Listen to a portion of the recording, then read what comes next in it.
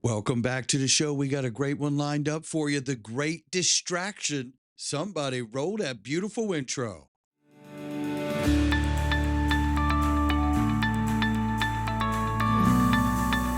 Digital Perspectives with Brad Kimes. Come on in.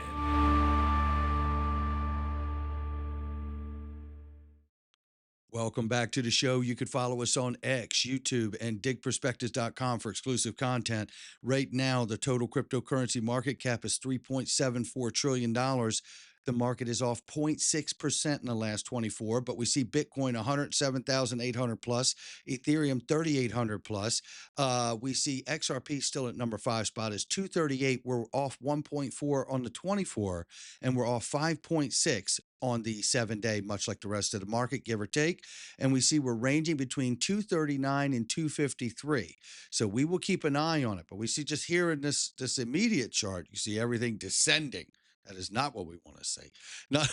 Nonetheless, I'm very bullish, and you may be too before this video is over. And it's Caleb and Brown, ladies and gentlemen. So many people are dealing with being attacked, cyber attacked, hacked, SIM swaps, phishing link they clicked on. It's horrible. It really is horrible. But there's a solution. And one of the solutions is Caleb and Brown. And I tell you why, because they have the best free institutional grade custody on the planet. And guess what else? They have multiple layers of security. Guess what else? You can put special restrictions on your account with your prime broker so that even if you are hacked, if they don't know what the special restriction is, like maybe you put on your account, nobody can do anything in my account unless they say Omaha, right? Or whatever the phrase would be, right? Or I have to do a live Zoom with you to prove that I'm alive and I'm not under duress before anything happens in my account. You can tailor fit your account with extra restrictions on top of the multiple layers of security and verification that Caleb and Brown already uses while you're using free institutional grade custody at no charge. I'm telling you, you're going to love this when you try it. You know why that they offer free institutional grade custody? Because their customer service is so incredible and unmatched in this space. They know that you're going to remain a customer just like I have. I'm telling you, it is the most incredible experience. You need to try it. XRPwealth589.com. XRPwealth589.com. Open your free account today. Simply click the link underneath the video. Well, look at this. 2 major Bitcoin whales have opened more than $460 million in short positions after the latest crypto market crash. Well, what does that tell me? That tells me that these 2 big major Bitcoin whales are looking to set up another down, like another drawdown in the market, right? So possibly a flash crash. These are huge shorts. So somebody's seeing something here. And what do we have to remember? Currently, the way the market works now, because it's a speculative trading market, Bitcoin rules the roost. Bitcoin dominance, if it goes down, guess what? The other market, the rest of the market's going with it. So head on a swivel. This just means that we may see another drawdown, right? We know we need the Clarity Act. We know we need the government to come back from the shutdown. We know we need all the ETFs. We know what we need, right? So head on a swivel here. We could see a little more pain before we get a chance to see some gains. So now I brought this up the other day and I brought it up before, but I want to show you some new information laid out and you tell me if this is possible. I think there's a great distraction going on with this US government shutdown. I really, really do. And the more it happens and the longer it goes, the more I feel it is that way. Now, why do I feel it's that way? Well, one of the reasons is because there could be a gratis vendor in the government. And that is someone who basically donates what they have to the government without charging the government to avoid all the red tape that happens once you turn it into an official sale. Listen to this quick explanation from Department of Commerce Secretary Howard Lutnick. I tell them what a gratis vendor is. Yeah. Because I was not going to go into the government. I was doing transition. What is a gratis vendor? A gratis vendor is an approved vendor for the United States of America that gives product to the government, doesn't sell it. Okay. So therefore, I don't have to go through the whole process of becoming a proper vendor because you're giving it to us. There you have it right there. And that's why I'm asking, was the XRP ledger gifted to the president for the US government adoption? Like the same way that the Interledger Protocol was gifted to the World Wide Web Consortium that oversees the standard principles of the internet around the world. Yeah, Stephen Thomas and Ripple gifted that to them, right? So is this a far leap to say that they could have gifted the XRP ledger, which is software, right? A private version of the ledger, which we already know other central banks are working with?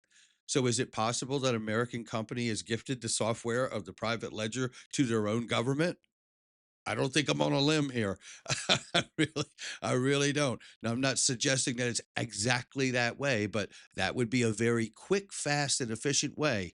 And we know that they did have dinner with the president, had beef bourguignon, if you remember, which is a symbolic meal over celebrating a deal being done where all parties are happy. Is this a part of that? I don't know. I'm asking the question here. But what we do know is for the first time in history, the Federal Reserve, which is a private central bank, centered cryptocurrency and digital assets in a high level policy discussion, signaling a turning point in the U.S. views payments innovation, stablecoins, tokenization, and AI driven finance. Now, this is interesting to me because all of these discussions are happening while the government is shut down. Isn't that interesting? And yes, Ripple sits on the Federal Reserve Faster Payments Task Force for anyone confused or not been in the space long enough. And we've been on that task force for years. We're also a part of Fed now.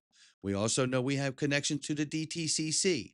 I want you to listen to the first minute 42 here of Nadine Chakar and what she has to say about all of this and the tokenization of 100 trillion in custody and how they're working with new technologies and innovation to get it done. So what are DTCC's latest initiatives then in the digital asset space?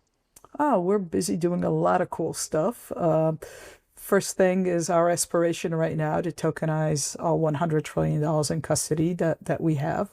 That requires a fair level of cooperation, collaboration with our regulators, with our market participants, and really trying again to export some of these standards that have served the U.S. market so well for decades to ensure that they're infused into the digital infrastructure.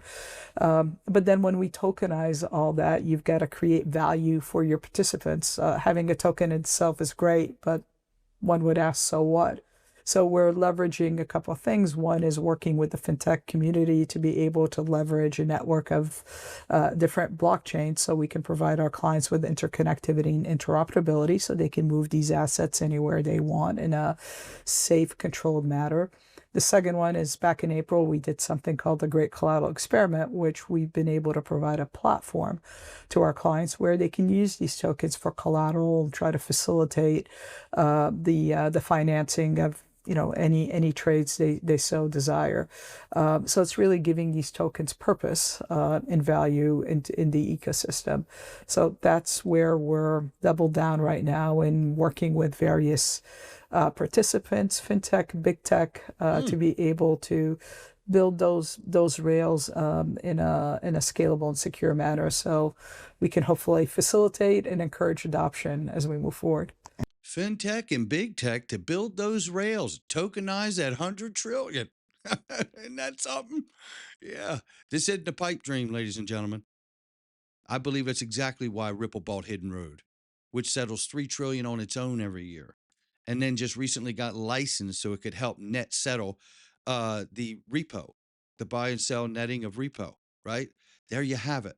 Well, remember that because that's huge, right? So we are tied directly to helping settle all of that. And then there's Gtreasury, which also the deal plans to unlock idle capital by tapping into multi-trillion-dollar global repo market and enable real-time cross-border payments.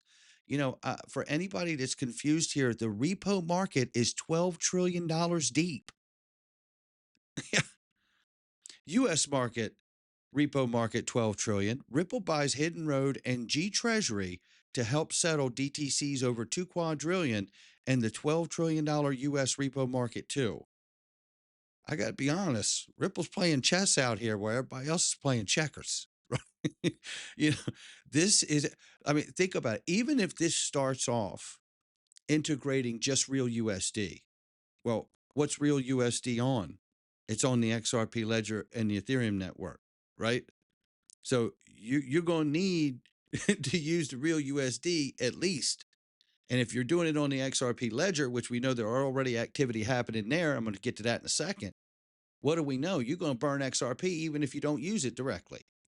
At some point, it is always, well, first of all, it always has a privileged position of being looked at first. So if it's the right solution, it'll be used. And as more liquidity, the 2 quadrillion and the 12 trillion makes its way onto the network, you're going to see that privilege really start to move to the front, because there's going to be a reason at some point to start using XRP more often than whatever the former solution was, right? Or previous solution was. Here you can see just some of the path here. Centrally cleared flows in the U.S. repo market. You can see DTC. You can see all the big players here. You got Barclays, Jefferies. You got everybody in here that you would imagine to see, right? And Federal Reserve, obviously a part of that, and the repo market as well, obviously. But let's keep moving. And then you got the secondary market for U.S. Treasuries, right? We're in both of these markets. We're in all of this. Remember? U.S. Treasuries tokenized on the XRP ledger in conjunction with Ondo Finance and a little company called BlackRock. Heard of them? $11 trillion asset under management. Yeah. This thing just keeps getting bigger. And this is why I believe we're witnessing a great distraction with the U.S. government shutdown. Listen to U.S. Fed Governor Waller here, what he says. This is an acknowledgement that distributed ledgers and crypto assets are no longer on the fringes, but are increasingly woven into the fabric of the payment and financial system. Now, before we hear from these innovators, I would like to touch on roles that the Federal Reserve plays to support the private sector. These include serving as a convener to solve coordination problems and operating core payment and settlement infrastructure. We are also operating core payment and settlement infrastructure. You heard that part, right? Also looking ahead, conducting hands-on research on tokenization, using smart contracts, and the intersection of AI and payments for use in our own payment systems. Smart contracts, use of AI, you hearing all this in their own payments settlement. We do this to understand the innovation happening within the payment system, as well as to evaluate whether these technologies could provide opportunities to upgrade our own payment infrastructures. Our own payment infrastructure. And to enable us to have deeper conversations with the industry on these new technologies. Remember, we're part of Fed now too, right? So don't lose sleep on that. This is why I'm asking saying the great distraction. The Fed said crypto is now, let me just give you that first part. Here's what he says right out of the gate. This is an acknowledgement that distributed ledgers and crypto assets are no longer on the fringes, but are increasingly woven into the fabric of the payment and financial system. That is a massive statement. Crypto is now woven into the fabric of the financial system during a government shutdown, no less, right? Has the U.S. government and the Fed upgraded to blockchain DLT? I'm asking XRP Ledger and other protocols during this shutdown. That's what I'm asking. And I'm telling you, I'm going to keep asking it. You know how I am. When this dog gets a bone, I ain't letting it go, right? So here we go. What else do we know? Well, in just a couple weeks, we're going to be in November. And what happens in November? Well, while we're during this government shutdown, ISO 20022 and SWIFT are going to a full migration Big Bang cutover. There is no more deadlines. This is the final critical deadline, which means they're all going to be using it, which means they're all going to have access once we get the market infrastructure bill passed and everything else. We're all going to be able to use digital assets in these payment systems with the integration of switching over to the standardization of ISO 20022. And all of this is right on the cusp of happening, but we're in a government shutdown. Are they going to turn the lights on and then all of a sudden, boom, this thing takes off like a rocket? I don't know the answer. I'm asking it as a question. But the stage is set for this. The window is tightening and tightening and tightening now. That's what I'm seeing here. And it's getting super exciting for me. And isn't that a reason when you look at the DTCC, the Federal Reserve integrating woven crypto into financial system, their own payment infrastructures, right? Tokenized U.S. Treasuries. Are we kidding? Mm. It's no wonder that Evernorth is going to raise over $1 billion for a U.S. Treasury, XRP Treasury. They're going to need a gigantic treasury to help settle it all. Are you kidding? And we know that there are massive players that are backers inside of this Evernorth company. One, Ashish Birla. Two, David Schwartz. Three, the long list. They have such a deep bench of incredible, experienced people. Then you have SBI backing them. Then you have Chris Larson backing them. Then I mean, the list goes on. Pantera Capital, boom, boom, boom. Michael Arrington, look, I got to be honest. I mean, this is super exciting to me because this seems, first of all, let's not lose any perspective on this. The XRP Treasury from Evernorth will be buying off of the retail spot market. As far as I am concerned, this is clear evidence that we are witnessing the Shane Ellis theory in motion in real time. And there will be other treasuries that want to do this too. You can bet your bottom dollar. They're not going to be the only ones smart enough to do it. There's going to be plenty of other people that are going to do it. And it's going to be very, very impactful for price over time. I believe that. Now, they're going to need a big, big pile of XRP, and that's what I see. And in the pitch deck here, you get the understanding that they're modeling MicroStrategy case study, right?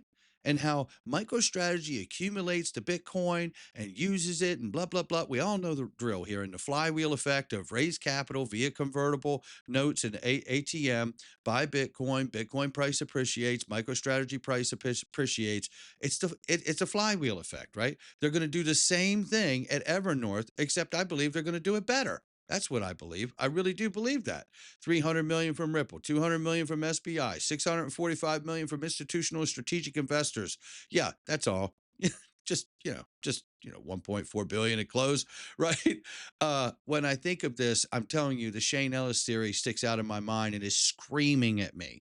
And these large players in the markets like SBI, they understand the need for this going forward in the future. Otherwise, why participate, right? That's the obvious. What is the Shane Ellis theory for people who don't understand what that is?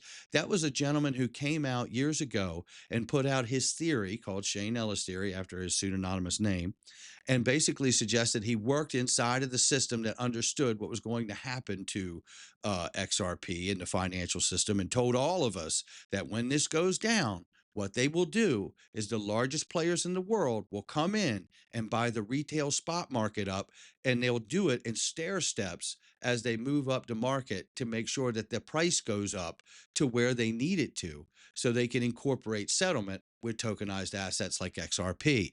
That is the short summation of it. And they can come in and do this in stages and push the price to levels that they need it at each time. So if there's more liquidity moving onto the network, there's more utility needed for use, then what you're going to do is you're going to go on the retail market, buy up the buy and sell orders to whatever price you need to be able to handle the level of utility that needs to happen every day and the demand for liquidity, right? That's how I see this going down. And it's super exciting to watch it unfold, especially knowing that we have spent years being attacked for having the awareness to see that this is exactly what is unfolding in front of us today, at least at my house. Translation: Evernorth is going to buy up all the loose liquidity off the retail market until it's gone, and others will join. I'm sure there will be others before it's over. The only ones left will be the long-term holdouts like you and I think there is a few of us touched enough to hold out beyond that moment. I really do. I know I'm one of them. And I got to say, as a fun note, it was nice in the pitch deck of Evernorth that some of the influencers in this space were recognized. You can see DAI right there, myself down in here, Zach Rector and BC Backer and Moon Lambo and so many others, Sharp 24 Crypto. There's so many other influencers in this space. You can't name them all. Shout out to James Rule. But nonetheless, it's nice to be acknowledged because Evernorth understands the power of marketing and this decentralized community that we have built out here. And it's nice to have them see and recognize that. Shout out to Evernorth and Ashish. XRP 2017 pattern is still in play, they say. Just a healthy consolidation in the green box before an all-time high. As you can see, this is what the big macro looks like, and it does help to zoom out. And we go here and see the Egg Rag Crypto's got much the same to say. Take a look at this, and you tell me if what you're seeing looks bullish or bearish. Because at my house, it's bullish. And so is the rest of the news that we just went over. And if I see a little bear action in between this and getting that market infrastructure bill and opening the government and the ETFs approved and the Ripple Bank charter and the Fed Master account, which could turn out to be a new skinny Fed Master account, right? All of this is so incredible that it sits at this moment.